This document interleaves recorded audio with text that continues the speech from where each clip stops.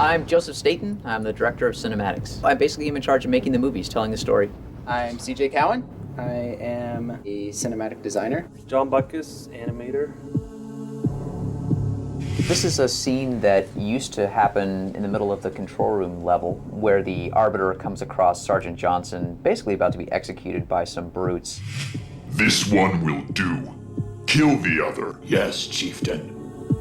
A day's ration says I do this in one cut. 2 cuts, at least. You're on. This was going to be sort of our big, crazy fight scene that John and I cooked up, and John did most of the good choreography for it. And then we decided to simplify things. I don't know, what would you add to that, John? How do you mean simplify? By cutting it?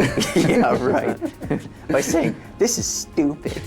No, I think if you watch it, you'll see that there's just a ton of really great action, which I think ultimately decided one was really hard to animate given the time that we had. So it was a fight scene that we wanted the player to actually do himself. Run.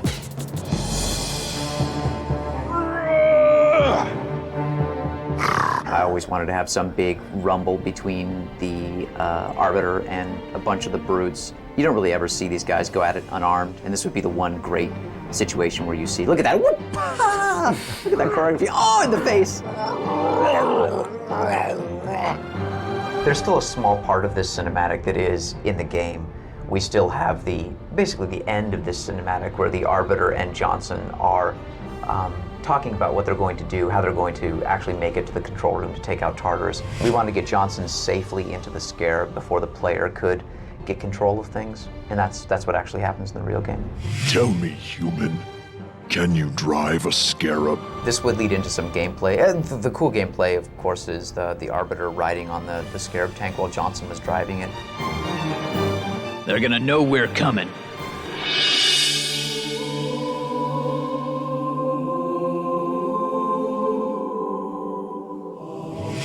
This is the scene that used to be called the mural scene, and you're about to see why. This is our big chance in the middle of the game to give the player a really clear understanding of the Covenant religion, explain how it's actually set up, what they believe in, and why.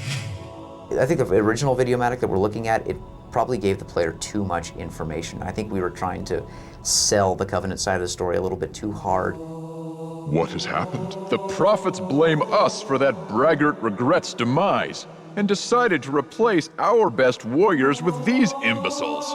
But I think the cool thing, if you look at the real cinematic in the game, the one that evolved from this, we picked the most important things, which were the changing of the guard, the relationship, the uneasy relationship between the Spec Ops commander and the prophets, and then the sort of conniving way that the Prophet of Truth gets the player, the Arbiter, excited about going and completing his task. Those sort of 3 critical moments are still in the real cinematic, but they're done much more efficiently.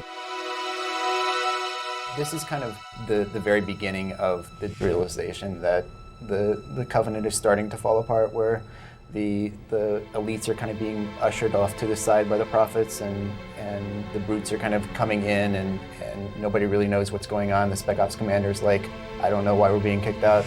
It was clear the elites could no longer guarantee our safety.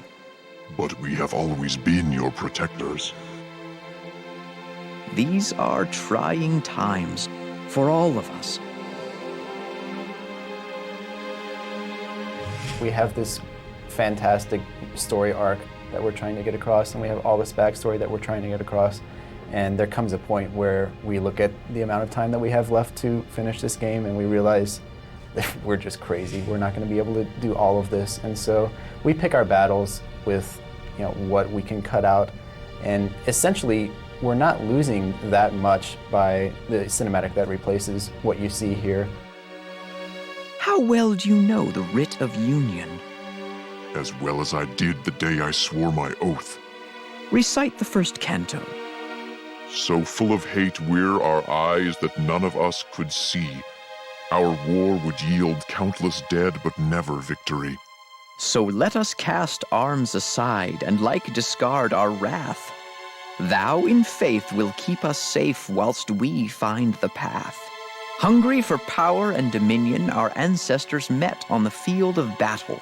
Indeed, I suspect we would still be at each other's throats had the prophets not found evidence of the Forerunners and their great journey. The murals on the wall, essentially, they walk you through the 7 stages of the formation of the Covenant. From the earliest time when the elites and the prophets were actually mortal enemies and fighting each other, up to the sort of present day where both species, in conjunction with a handful of others, grunts, etc., are actually looking for the Halo ring. So as you look at the first mural, you'll see it's a representation of the conflict between the prophets and the elites, and this one shows sort of the elites' function in the Covenant, which is as the enforcers. While some were short-sighted and chose to reject the promise of our union, all were eventually swayed by the knowledge that those who joined the Covenant would be welcome on our great journey. This one here shows what the prophets do, which is essentially search through old Forerunner ruins and find artifacts. And one of the most amazing things they found as they searched was this myth of 7 rings created by the Forerunners scattered throughout the galaxy. And this myth of the rings became the thing which drove the creation of the Covenant, is the foundation of their religion, which is a belief that these rings are sacred objects that will, if activated, make you a god. For an instant, our Lord's most splendid creation revealed its hidden power, a divine wind that would rush through the stars. I think that there's a great push in games these days to throw everything in first person and to essentially remove any letterbox cinematic time. I think a lot of people are moving in that direction. I think our job is to, as efficiently as possible, bracket in letterboxes those critical things the player has to know and tell them in a way that's epic and moving that you just can't always do in first person. But we don't want to keep the player in this little rarefied special world too long. We want to give him some questions, give him some answers, but then send him back out into the sandbox. So this is a great example of a 6-minute thing that we decided, we can really do this in about 4 or 3.5, or maybe even less than that. And let's take that other stuff and let's sprinkle it around in all the different levels. And I think ultimately the player not just appreciates that more, but it makes it a richer game experience.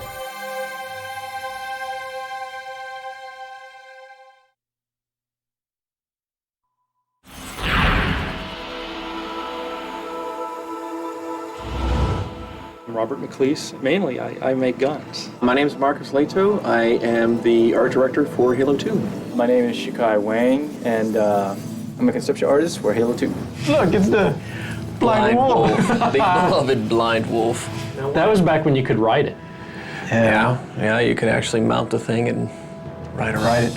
AI couldn't handle it on the AI side. Couldn't flock them. Couldn't fit them into gameplay. Oh, it's nothing on our end. No, It's always the programmers. we had it all. Hey, the Drenal. Yeah, hey. That's Drenal was a big deal. Hulk. Giant boss character. And we'd always thought the Covenant kept this thing, all tied up and enraged. Right. And it would bring it out during the frontline battle. Would have been a cool boss character. I think he was just too damn big. Good vehicle smasher, it would have been good. Yeah. That was the special purpose sniper guy, right? We wanted him to have his arms used as a tripod, and he can actually flip left to right, side to side, so without having to switch weapons or something. We had him silly. being able to hang from trees as well and do some weird stuff like that. He got pretty far too. We actually textured him and got into the game and stuff. It took that long to figure out that. Yeah. He's a piece of crap. This is the engineer. We got this into the game. It's actually fully Halo modeled, 1, textured. It was a technological savvy character that would rip apart technology and Idiot Savant. consume it for the Covenant. This is probably the weirdest character I've seen in our sketchbook. Marcus said we needed a character that was more menacing because every one of our characters looked too. We needed something more kitty-like. monster-like. We were just trying to go have a physique that's like biped, but doesn't behave like a biped. So you have all these parts that are missing and all these limbs that are extra limbs. Oh, this guy's cool. I like this guy. He was supposed to carry his weapon under his belly. Beginnings of the Hunter, I think. There you go, Rob. It's the what Gator, was it? Doberman. Doberman Gator or the yeah. And then the keel bug, which was my idea for cleaning up bodies on the battlefield. It would a few of them would fly in and cut the body into sections and fly off. I like the wing where it actually distorts. It made no sense. That's cool. I think it was a strike fighter, right? It was like a defensive fighter for the Earth space. Well, it just didn't fit into our gameplay either. We didn't have we didn't have a purpose for this kind of thing. That's cinematics. Yeah, it'd be a cinematic only thing. We needed more of a Black Hawk type vehicle, which also got dropped. Dude, I so wanted this vehicle to get into the game. The doozy. Precursor to the doozy. Yeah. This didn't make any sense. Didn't that thing eventually wind up getting a gun on the back of it, or? No, two people got one gun in the front, one in the back. And then one guy facing backwards. Yeah. The nausea seat. Yeah. Hovercraft were kind of a strange thing back then, especially ones that we needed to remain stationary at a certain altitude. That we had a very difficult time with some of those. It would have taken a long time for us to tune the engine physics to make it work right. Oh man, this is the Mongoose. The ATV. Yeah, I got cut. We had weapons on the front of it initially. We tried no weapons.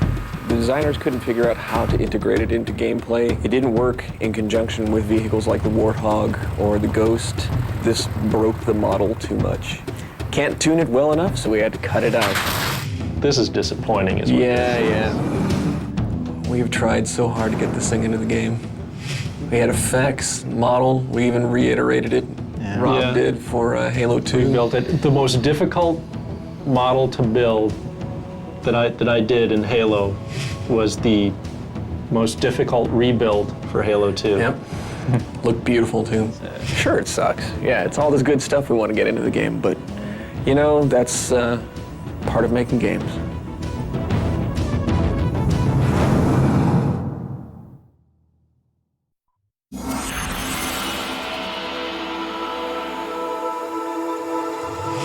Oh my god. Love it. So you didn't know we were going to start this far back? So are those like newer guys or are those the old guys? Those are the super old, like, those are the old, like, guys. Hey, that looks like the back of my dog. Okay, so this is Sheik, Rob, and Paul, and Marty making sound effects. Now we're out on the road? Who thought this was going to be cool? It's like myth. Oh yeah, my well God. of course, because that's what it was. This based off the is Myth engine. dance. And there's like one of the old busted up bunkers. Now, was that made out of like igloo blocks? No, I think it was just busted up. Okay. Is it the Floating. Hummer? And the Humvee. Yeah, the Hummer. That's the first version of the Warthog, I guess, huh? Yes. Yeah, and there's the old version of the Ghost. Yes, the one right to the left corner in the gray, right next to the Jeep.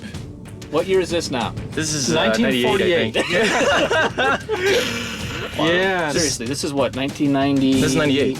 Hey, we had detail objects back then? What detail objects are you talking There, look about? at on the ground, see? Ah, Oh, the old broken Halo. Yeah. The old railroad track. That's a little prelude to what happens in the future. See, that's the there's old the Warthog. Oh man, is, look like, at the looking old more like stealth the tank that Warthog. never got in the game. Yeah. Well, look, I mean, the guy still has the assault rifle across his shoulders. Yeah, that still looks cool, man. I don't know why everybody says that still looks cool. So that looks like a Warthog. Yeah, it's a Warthog. Kind of. I mean, the textures are so low res. I mean, that's cool, you know. Yeah, I think we were using 128s or something at that point. Whoa. And people probably want to know why we switched from third person to first person. Because Jason, Well, he was the one that was dead set against first person for a long time. and then right? he's like, hey, wait, we can't make third person work. Hey, let's change it back. That's what happens when your lead is a crack addict. Oh, dang. That was Paul Russell, former Bungie employee. The Here's control the room. old control room. Yeah. Yeah, boy, I have a sense of awe. Dude, this is cool. Oh, what's up at the? Oh, yeah, this is the first time we the had big a mirror, mirror right? and stuff. Yeah. Here we go. This is Macworld Macworld. 99. Oh, yeah, that's right. Oh man.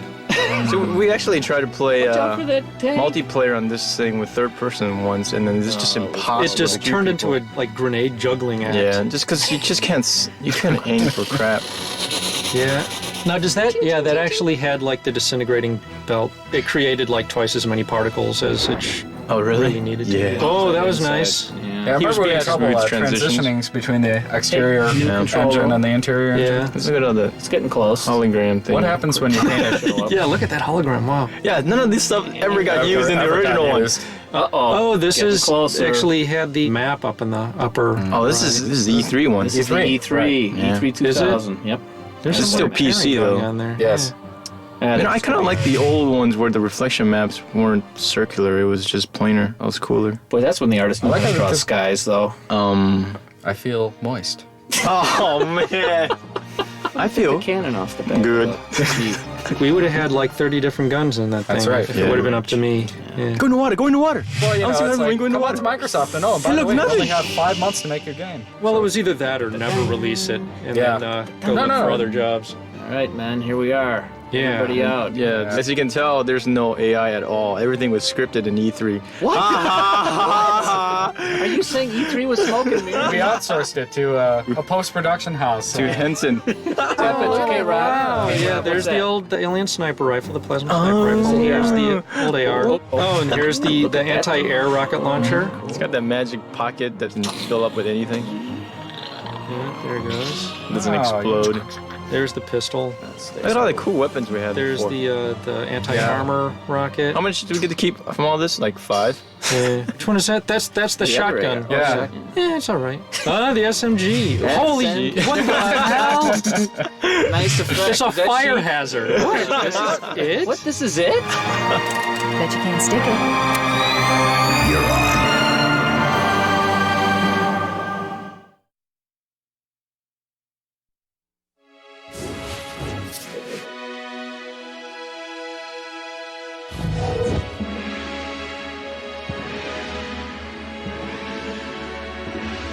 Here is the space station. I think the main gist of what we were trying to achieve with this at the very, very beginning was the idea of this giant perimeter gun that orbits the Earth and is used for satellite defense. One thing I really liked about the space station was how you could actually really have a sense of where you were in the station with all the windows looking out onto the gun, like all these atrium spaces where you've got a lot of sight lines to other parts of the station that you later get to. Unlike the Pillar of Autumn, you really didn't have a sense of how big the structure was. That leads us onto Old Mombasa. We had a lot of destruction present in this to really try to set the mood of the Earth being under attack. It was sort of an inspiration of what would an old ethnic neighborhood look like in the future. So a lot of stuff has been retrofitted with wires, and it was a nice way to transitions into the newer architecture, which you eventually get to after you play through the beach and the tunnels and all that. And you eventually end up over what we call New Mombasa. A lot of the look and feel of the city was based on either concepts that were painted or from actual photographs of the current city of Mombasa that exists in Kenya. And so that's why it seems familiar. At the same time, we've tried to add as simply as possible signs of 500 years of human advance. It sort of still harkens to the arcology concept that Chris Lee was working on a long time ago for the E3. You'll see a lot of architecture here, like this large bridge. There's some highway sections, and then the new city. And the reason why the arcology was replaced is because it was such a massive structure that you really felt like you were just in a gray metal canyon and not in a living city nearly as much as the new level. So hopefully it was a change for the better. Gas Giant. Dave's baby. His big, worked on this big for baby. Too long, too many years. It was satisfying to play through it. I played through it today, and I think successfully. The production half of it feels like, okay, this is where they're moving these odd canisters full of gas that they're farming. I think there's a good transition from that to the research area where this predates the Halos. Their idea for this is where they first sort of came into contact with the Flood and had this horrible potential war in front of them or infestation. Okay, here we go. Sentinel Wall. This is where things start to cook up story-wise. This wall was built by the Forerunners to keep the Flood quarantined into a specific area on Delta Halo. Even the exterior of the quarantine zone is supposed to reflect the barrenness and the lack of life that the Sentinels have been trying to instill in the area by starving it of light and energy and heat and all sorts of good things, and so that's why it's so cold. And we're now at High Charity. We definitely took a departure from the Covenant stuff that we did in Halo. We're able to squeeze the most out of the Xbox and actually do all the fancy curves and shiny surfaces that we had drawn out. We chose a different palette for colors. Yes, purple. A lot darker. Much darker purple than Much darker purple, desaturated. More a mauve little tones bit, of yeah. Halo 1. But we pulled off a much better organic feel to everything, which was really kind of neat. And so the lighting is going to be very dark and moody. So now we're looking at The Delta Halo. It's really cool. It has a lot of beautiful water shots. I think some of the really good overgrowth throughout all of it. Yeah, we definitely put a lot more attention onto making Forerunner structures look like they've actually aged. First game, they were pretty spick and span. It's somewhat reminiscent of the first control room in terms of its sort of the ziggurat structure that Chris Barrett did in Halo 1. Wanted to relate to that in the spherical room shape, or the control room shape, but unearthed it a lot more. I think this is really where we hit our stride because the sheer scope and scale of all these levels. Yeah, they're huge. They're huge.